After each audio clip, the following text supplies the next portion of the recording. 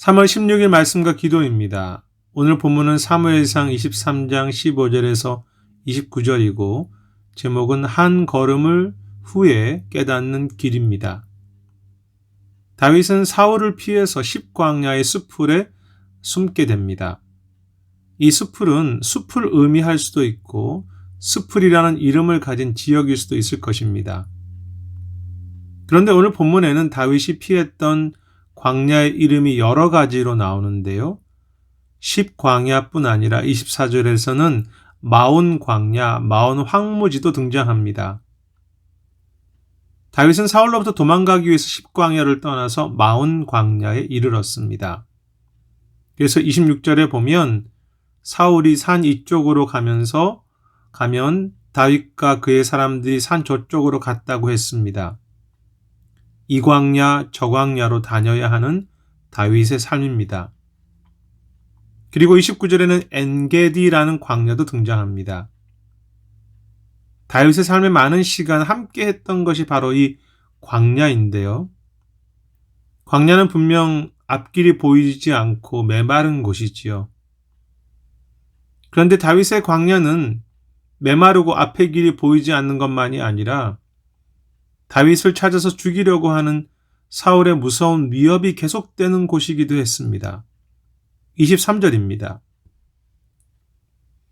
또한 오늘 본문에 보면 다윗이 가는 곳마다 사람들이 다윗의 위치를 사울에게 알려주기 때문에 다윗이 계속 피해야 하고 또 피해야 하는, 그래서 진정한 안식이 없는 광야이기도 했습니다. 19절과 20절입니다. 다윗에게 광야는 메마르고 힘들었지만 그곳에서 어떤 안전함도 보장되지 않았기 때문에 어디로 가야 할지 모르는, 길이 보이지 않는 광야였습니다. 오늘 그의 상황을 본다면 쉼이 전혀 보장되지 않는 광야이고요. 오늘 그의 관점으로만 본다면 앞의 길이 전혀 보이지 않는 광야이지요. 그리고 그것이 우리의 삶의 정직한 모습이 아니겠습니까? 내가 잘 알고 있다고 생각하지만 사실 우리의 앞길이 잘 보이지 않으며 안식하려고 하지만 진정한 안식도 우리에게 보장되지 않습니다. 저 같은 경우는 저의 미래나 나이 들어가는 것이나 죽음을 생각할 때 무엇 하나 내가 길을 잘 알고 있다고 말할 수 없는 삶이라는 것을 깨닫습니다. 그리고 무엇보다 저의 사역과 신앙의 길은 더 잘 보이지 않는 길인데요. 어떻게 바르게 목회해야 할지, 제가 어떻게 저의 교만과 시기심과 죄를 이기고 주님과 온전히 동행하며 주님을 바르게 닮아갈지 그 길이 잘 보이지 않습니다. 목회와 신앙생활을 할수록 길이 더 보이지 않는다는 것을 깊게 깨닫습니다. 그리고 그렇게 보이지 않는 것은 제 마음의 안식 역시 마찬가지입니다. 환경과 상황으로만 본다면 안식보다는 염려할 일이 더 많고요. 감사와 평강보다는 걱정이나 두려움이 더 많은 매일매일의 삶이지요. 당장 우리 눈에 앞길이 보이지 않는 광야, 당장 그 상황으로 볼 때는 쉼이 전혀 보장되지 않는 광야입니다. 그런데 그러한 광야 속에서 다윗이 걷는 걸음마다 하나님은 그의 길을 만들어 주셨고 다윗이 걸어가는 길마다 안식을 허락하셨다는 것을 오늘 본문에서 보게 됩니다. 하나님은 요나단을 다윗에게 보내셔서 그를 위로하셨습니다. 16절에 보면 십광야 숲풀에서 두 사람이 만났다고 했는데 그것이 무엇을 의미하는지는 명확하지 않습니다. 아마 왕궁에서 함께했던 온전한 만남이 가능하지 않고 또 공개적으로 만남을 가질 수 없는 상황에서 아주 특별한 방법으로 아주 잠시 만났던 그런 모습이겠죠. 그럼에도 요나단은 그러한 만남을 통해서 다윗에게 축복하면서 다윗이 하나님을 의지하게 했다고 16절은 이야기합니다. 그리고 요나단은 다윗의 나라가 세워질 것이라고 말하면서 하나님 앞에서 다시 언약을 확인해 주는 내용이지요. 하나님은 요나단을 통해서 하나님의 언약과 보호하심을 다시 한번 다윗에게 확인시켜 주시며 광야에 있는 다윗의 삶 속에 그 하루 작은 안식과 평강을 주시고 계신 것입니다.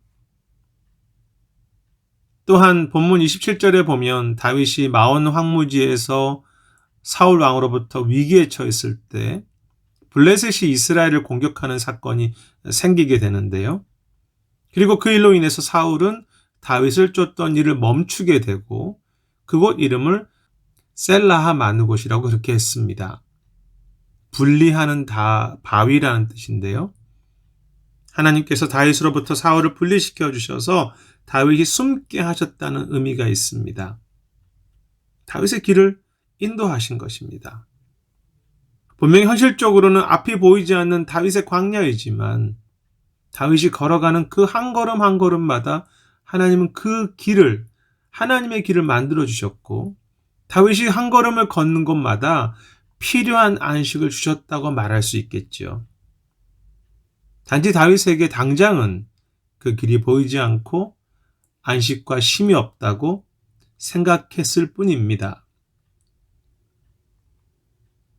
즉 다윗이 하나님을 의지하고 한 걸음을 걸어갈 때마다 그 한 걸음 속에는 인도하시는 하나님의 길이 만들어지고 그 한 걸음 속에는 안식과 위로라는 것이 주어졌습니다.